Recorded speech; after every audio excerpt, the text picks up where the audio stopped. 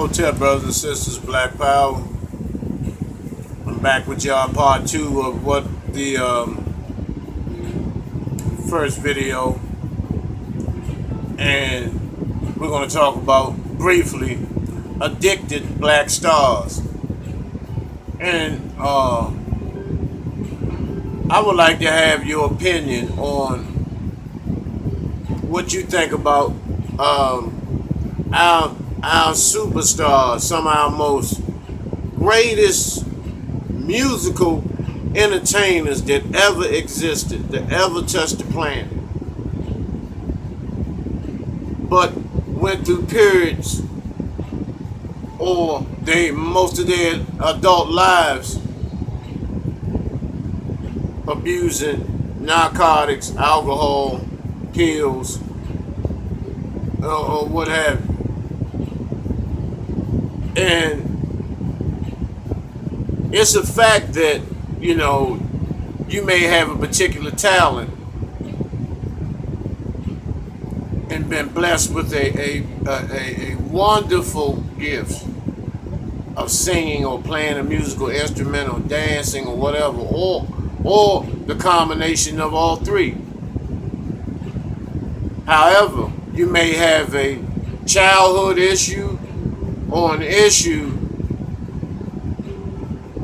that has not been addressed or dealt with, which has led you to engage in drugs and alcohol to block out the pain from that particular, I guess you call it, event or incident, or traumatizing situation, that you numb yourself to that, but at the same time,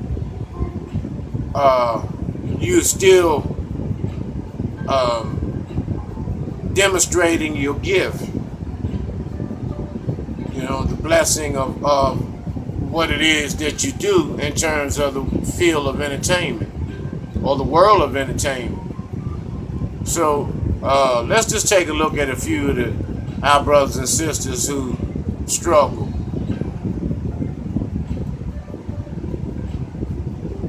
Smokey Robinson. Smokey Robinson he's always put a facade on and has always, demonstrated that he was okay and, that he had no worries in the world. That's how Smokey was. Really carried himself in a way that you would never know that he was engaged in drugs and alcohol, and specifically cocaine. Excuse me. Specifically cocaine. And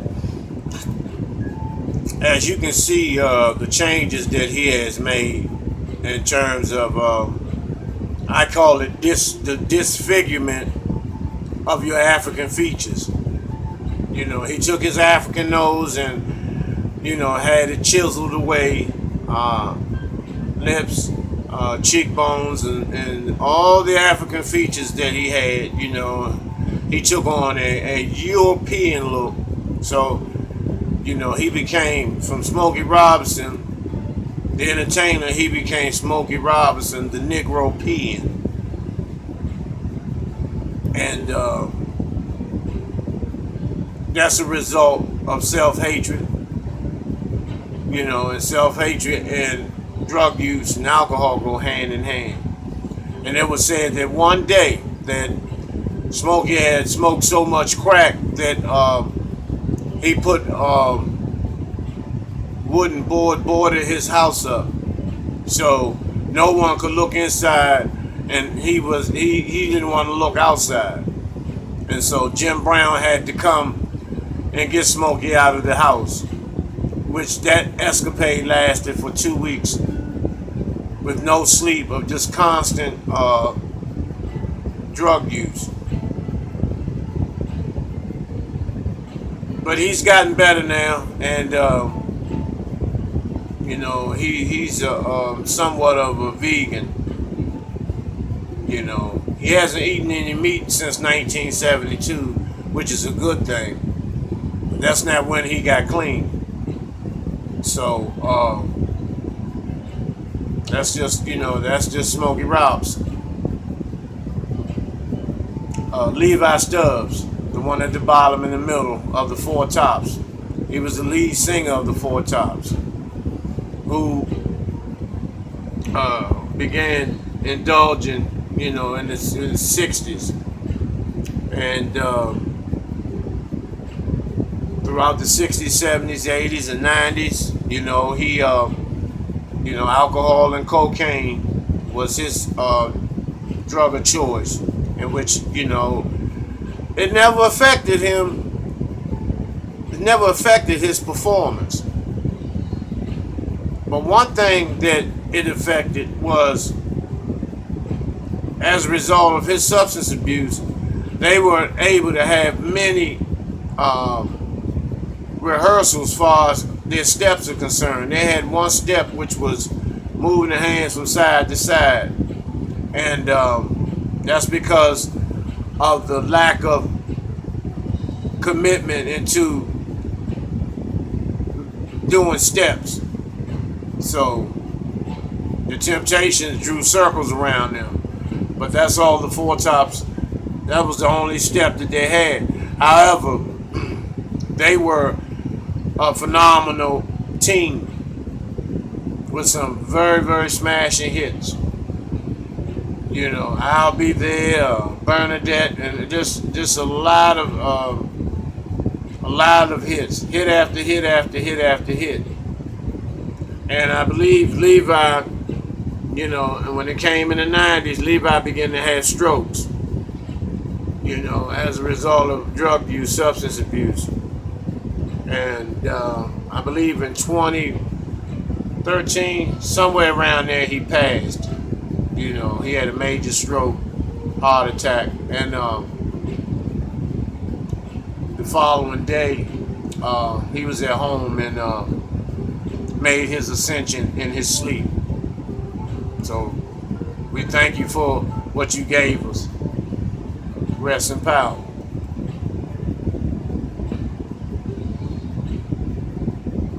This is before the substance abuse.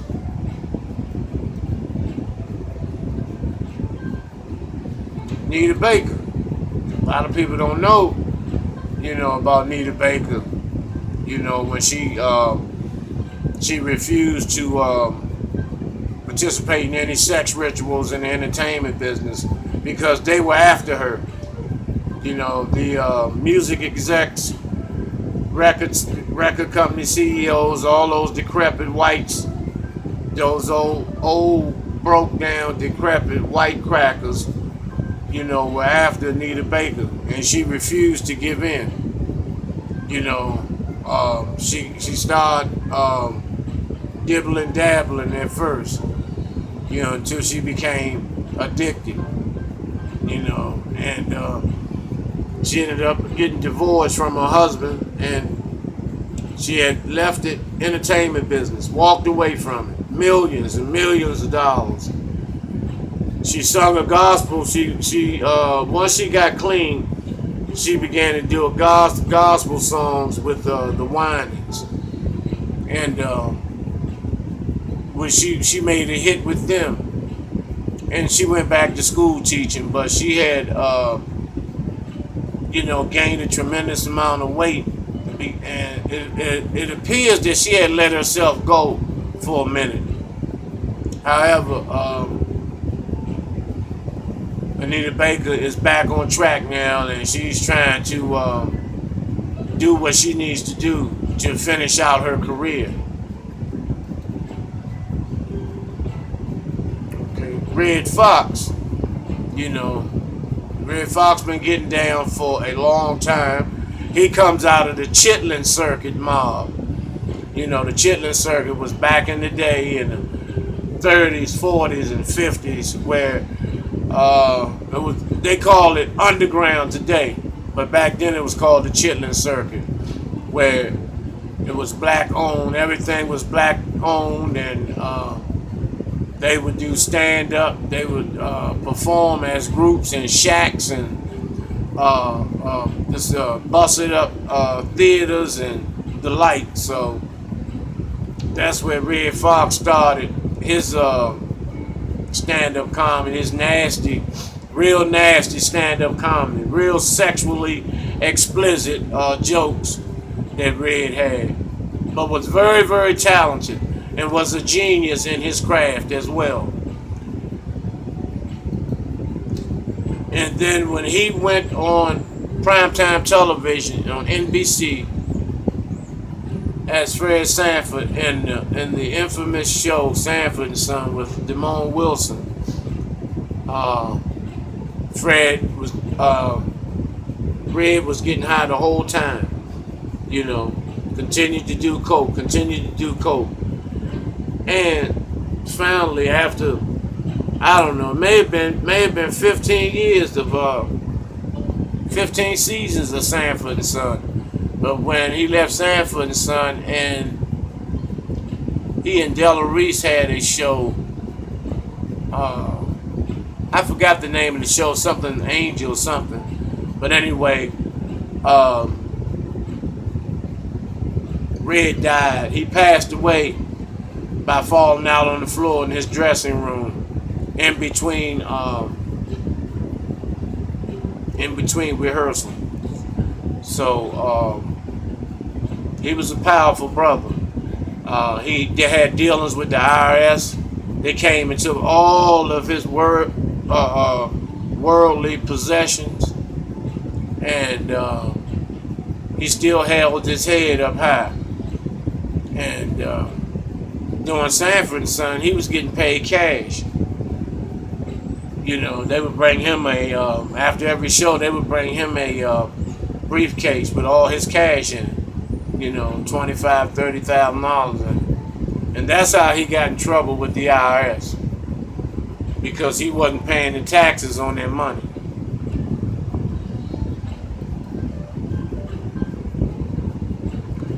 Richard Pryor, you know, one of the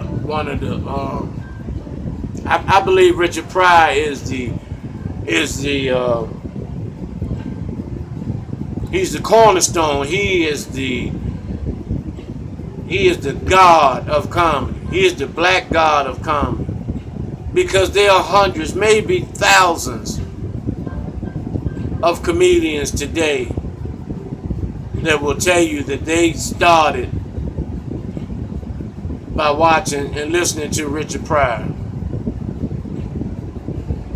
You know, because I remember being a little child when when albums were out, and you know, it was like underground. People used to have parties in their basement where they would just listen to Richard Pryor albums, you know, because the things that he say on his album, that's more like normal talk today. But back then, that was, you know, that was a no-no. Some of the things he said in his albums, you know. So he had terrible, terrible crack addiction. We all know that, you know, he had the accident where he burnt, most of his body was burnt. And he continued to get high. He continued to use. He continued to use, which ultimately led to him passing away at his home at the age of 65. You know, another gone too soon. However, he had several wives. He was married to Pam Grier at one time, and Pam Grier was head over heels for Richard. But Richard liked to hit women. He was also a bisexual. You know, he used to have these orgies, these male orgies, Paul Mooney, Gene Wilder, a whole lot of brothers. And that came from his grandmother running a brothel, and he lived in a brothel. He grew up around prostitutes and whores. So, I don't know, apparently he may have been abused. And he talked about that in his book. prior convictions. You know, where as a child he was abused and by one of the Johns of the one of the prostitutes. So you know, he had a hard life. He went through a lot under media speculation, you know, but he was his resilience always came back and stood up and continued, played in a ton of movies. You know, he made a lot of people's dreams come true, such as Eddie Murphy, Martin Lawrence. They wanted to star in the movie with Richard Pryor. You know, because Eddie Murphy will tell you that's how he got a lot of his stuff from Richard Pryor. But it's sad that when you mention the name Richard Pryor, the first thing that comes up to mind, you know, is cocaine. Cocaine and his stand-ups. But nevertheless, we wish Richard Pryor the best as he travels in the ancestral realm. There's so much you can say about Richard Pryor, but if you say over the limit, you'll begin to be laughing, you know, because it's extremely funny.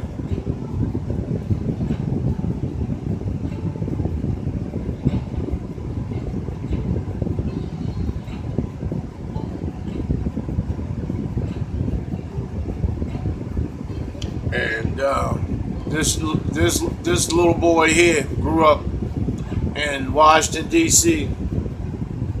in the Lincoln Heights section of D.C., which was one of the roughest parts of D.C. And it's Marvin Gaye. Marvin Gaye sung his way to stardom. I remember listening to the albums of him and Tammy Terrell. And I'm just going to start there. Him and Tammy Terrell was a powerful duo. Very powerful duo. Tammy Terrell was like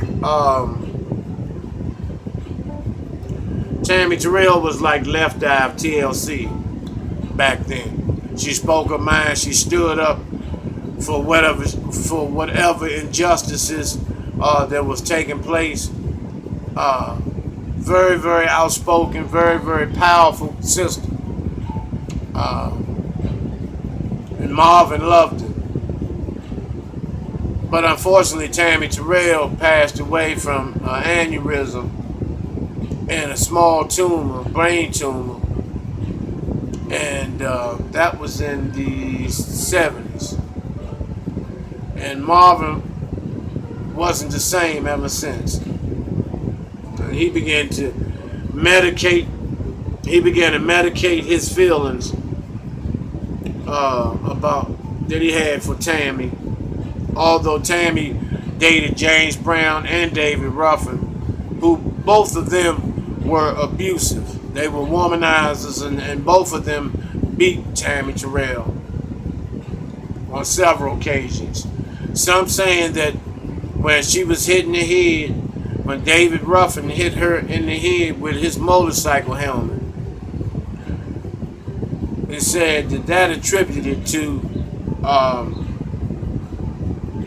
her developing these brain tumors. You know, but Marvin Gaye was powerful. However, in Motown, they wanted him to just sing these love songs. But this was during the Vietnam War.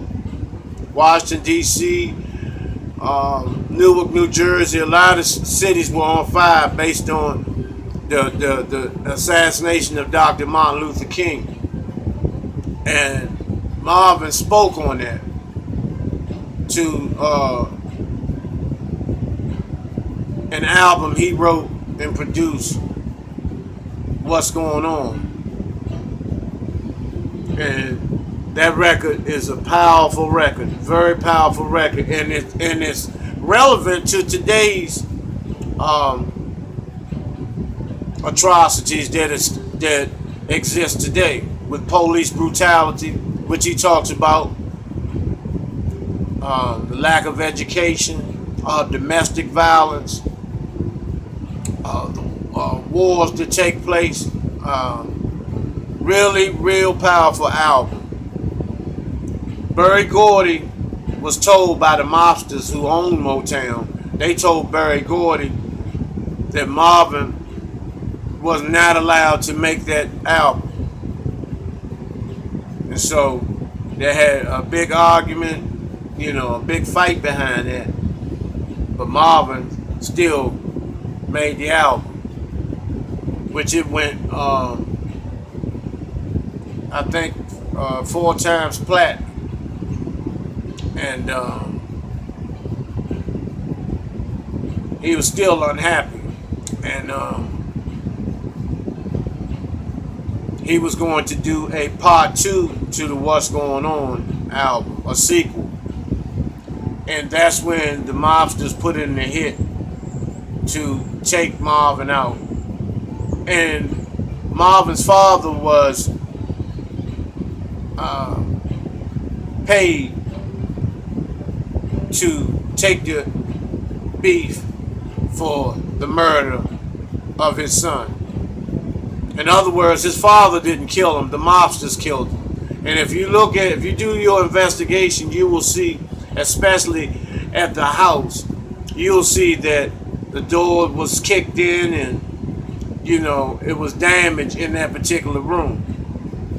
But see, the reason why Marvin's father took that beef, because they were going to expose his cross-dressing, his addicted to 120 proof vodka, and his addiction to Valium and other pills. And Marvin's father was a pastor and had a fairly large congregation at his church. But Marvin took them out of the projects and took them to LA. And they lived very comfortably / lavish. But that wasn't enough. See, people make it seem like the father was beefing with Marvin. Even the family members, have been paid to say that there was this big discrepancy between Marvin and his father. In all actuality, it was about the album that he was going to make, the sequel to What's Going On, and that they had to get rid of Marvin because it exploited Richard Nixon, the Nixon administration, and it put a lot of people on blast. And he had to go, according to the so-called white elite. And Marvin's father took the charge, didn't do any time. Now that's mysterious. One of the greatest entertainers, black entertainers on the planet at that time. You shoot him and you get not a day. You got probation. Sounds real fishy, doesn't it? That's how it goes.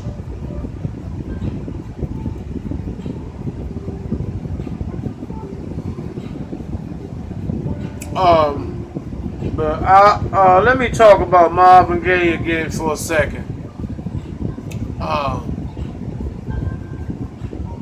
Marvin had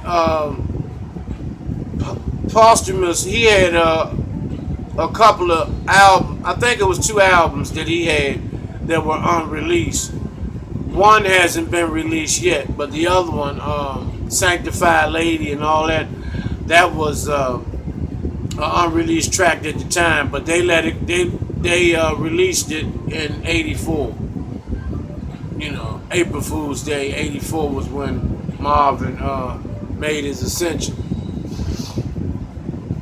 Now let's talk about David Ruffin, who people say David Ruffin is David Ruffin's energy came back in a different name. Say his energy came back in the name of Bobby Brown. Now, people think David Ruffin was, just a drug addict and he was this asshole and all of these negative things. But in all actuality, based on my research and investigation, it wasn't like that. David Ruffin was told to go solo by, Motown. And they make it seem as though he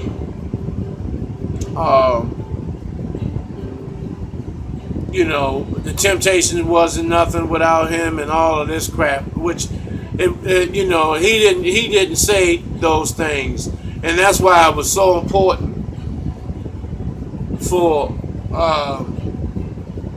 Otis Williams, who that's just his version of the things that happened, because the other four original Temptations are not here, to take up for themselves and correct the wrongs that were said about them. But nevertheless, David Ruffin, he went solo and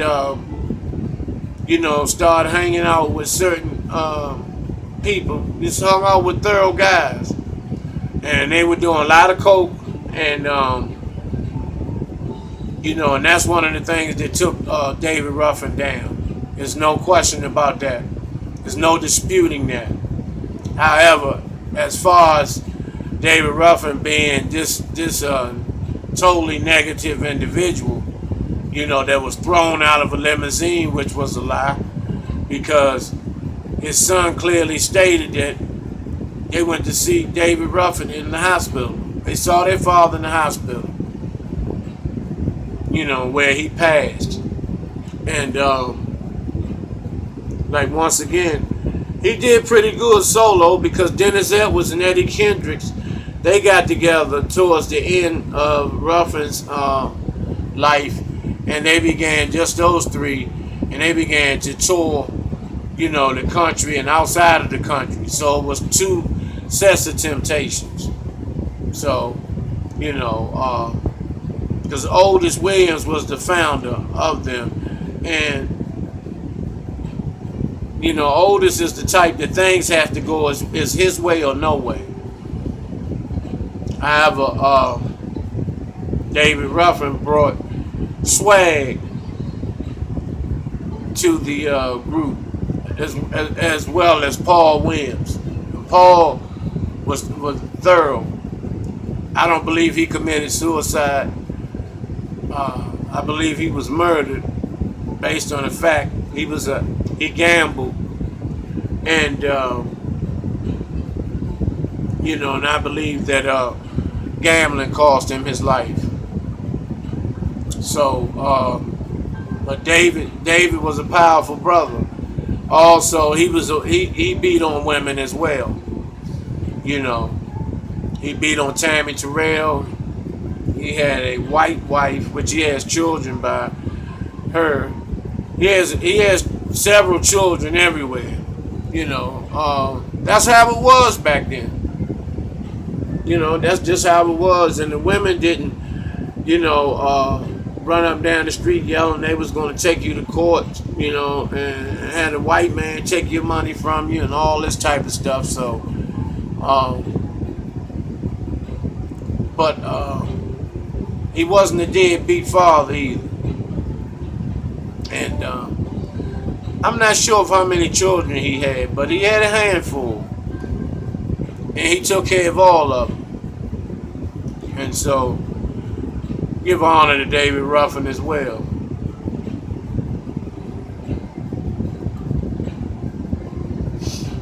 Michael Jackson. People say he was bleaching his skin, which he wasn't. Michael Jackson had vitiligo, which, takes the melanin off your skin and leaves you with a pale layer of skin. And so that's where he started putting on makeup. But Michael Jackson was abused, sexually abused as a child. Joe Jackson allowed these old white record execs to fondle and penetrate all of the boys. Jermaine stated that they had to line up naked. And these CEOs, these white old CEOs, 50, 60, some of them 70 years old, would penetrate these children with Joe's permission. And so Michael grew up with that trauma.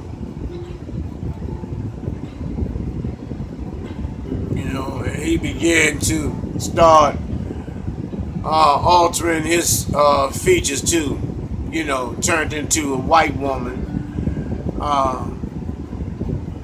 And as he grew, he had to continue to keep getting under the knife, which made him look like a little white boy.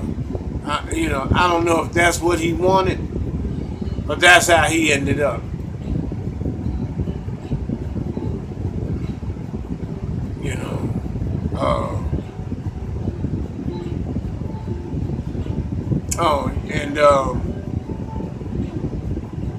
And I look at Mike and I see how, he has the features of a white woman, and he wears that lipstick is permanent, like a tattoo. So is his eyebrows. However, incredible dancer, phenomenal, and he wasn't one like the rest of these entertainers. He wasn't a drug addict. He didn't go seeking drugs. What happened to him when he did the Pepsi commercial in '84 and his head caught fire from the pyrotechnics, he was on painkillers, which led to him having an addiction. Because I don't care who you are, if you take those painkillers, you're gonna end up addicted. So you have to know how to take them, when to flush them out your system, and the like. It's a lot of work. But they love giving the black people painkillers because they know that turns them into nearly instant drug addicts, opiate